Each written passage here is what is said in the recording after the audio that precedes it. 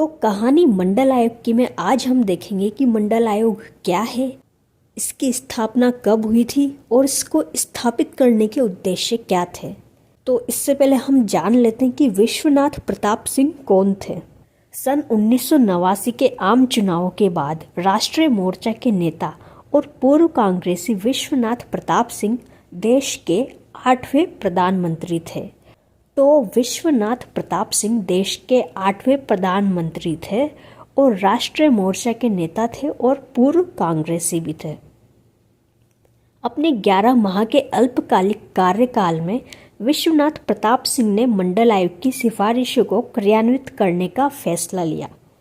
तो विश्वनाथ प्रताप सिंह जो कि 8वें प्रधानमंत्री थे, वो सिर्फ 11 महीने ही प्रधानमंत्री रहे और इन्होंने 11 महीने के अंदर मंडल आयोग की सिफारिशें क्रियान्वित की।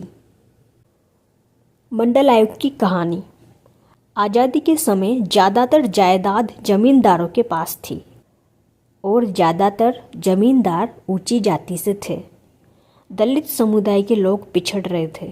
पहले प्रधानमंत्री जवाहरलाल नेहरू ने 29 जनवरी 1953 को काका कालेलकर की अध्यक्षता में पिछड़ा वर्ग आयोग का गठन किया, जिसने लगभग 2 साल के बाद 30 मार्च 1955 को अपनी रिपोर्ट प्रस्तुत की, जो प्रभावहीन रही। तो आज़ादी के समय ज़्यादातर जायदाद जमींदारों के पास थी और जमींदार ऊंची जाति से थे। इस वजह से दलित समुदाय के लोग पिछड़ रहे थे। तो दलित समुदाय के लोगों का अध्ययन करने के लिए पिछड़ा वर्ग आयोग का गठन किया गया काका कालेलकर की अध्यक्षता में, जिसने लगभग 2 साल बाद 30 मार्च 1955 को अपनी रिपोर्ट प्रस्तुत की, जो प्रभावहीन रही।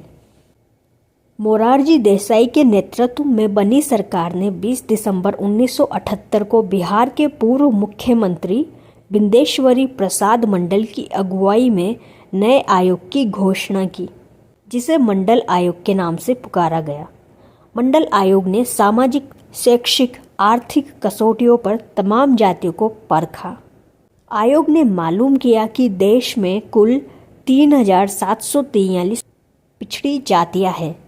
इस आयोग ने 12 दिसंबर 1980 को अपनी रिपोर्ट को अंतिम रूप दिया, किंतु तब तक मोरारजी देसाई की सरकार का पतन हो चुका था। तो मंडल आयोग की घोषणा किसने की थी? मोरारजी देसाई के नेतृत्व में बनी सरकार ने 20 दिसंबर 1978 को बिहार के पूर्व मुख्यमंत्री बिंदेश्वरी प्रसाद मंडल यानी बीपी मंडल की अगुवाई में नए आयोग की घोषणा की थी, जिसे मंडल आयोग के नाम से पुकारा गया। मंडल आयोग ने तमाम जातियों को 3 कसौटियों पर परखा। तो 3 कसौटियाँ कौन सी थी? सामाजिक, शैक्षिक, आर्थिक। इन 3 आधारों पर तमाम जातियों को परखा। मंडल आयोग ने तमाम जातियों को 3 आधार पर परखा: सामाजिक, शैक्षिक, आर्थिक। आयोग ने मालूम किया कि देश में कुल 3743 पिछड़ी जातियां हैं। इस आयोग ने 12 दिसंबर 1980 को अपनी अंतिम रिपोर्ट पेश की, किंतु तब तक मोरारजी देसाई की सरकार का पतन हो चुका था। मंडल आयोग की प्रमुख सिफारिशें। मंडल आयोग की रिपोर्ट में पिछड़े वर्गों के लोगों के लिए सरकारी नौकरियों में 27% आरक्षण की सिफारिश की गई। सरकारी नौकरियों में आरक्षण के अलावा मंडल आयोग की प्रमुख सिफारिश थी जमींदारी प्रथा को खत्म करने के लिए भूमि सुधार कानून लागू किया जाए, क्योंकि पिछड़े वर्गों का सबसे बड़ा दुश्मन जमींदारी प्रथा थी। तो मंडल आयोग की सिफारिशें क्या क्या थी? पिछड़े वर्ग के लोगों के लिए सरकारी नौकरियों में 27% आरक्षण। इसके अलावा दूसरी सिफारिश थी कि जमींदारी प्रथा को खत्म करके भूमि सुधार कानून लागू करें, क्योंकि पिछड़े वर्गों का सबसे बड़ा दुश्मन जमींदारी प्रथा ही थी। सरकार द्वारा अनुबंधित जमीन को न केवल अनुसूचित जाति जनजाति को दिया जाए, बल्कि अन्य पिछड़ा वर्ग को भी इसमें शामिल किया जाए।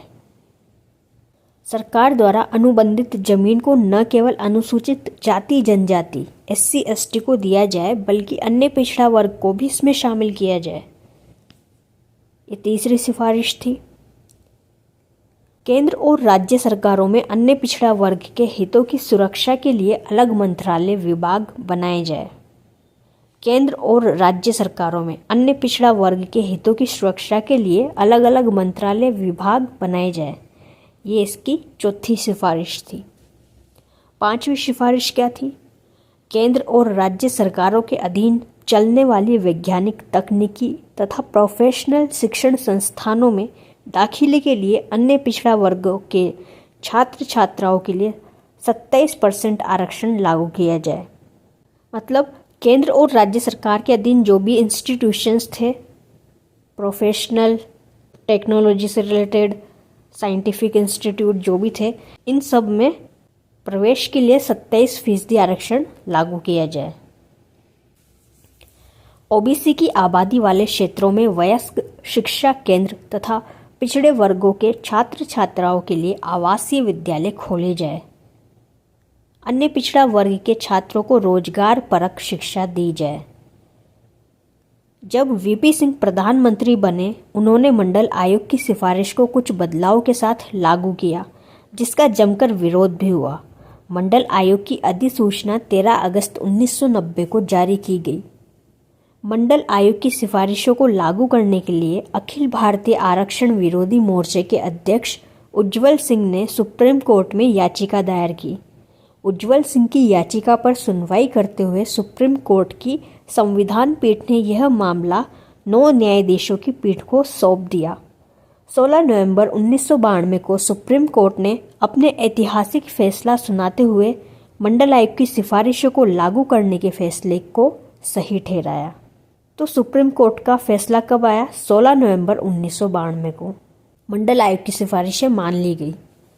इसी याचिका की सुनवाई के दौरान सुप्रीम कोर्ट ने आरक्षण की अधिकतम सीमा 50% तक कर दी।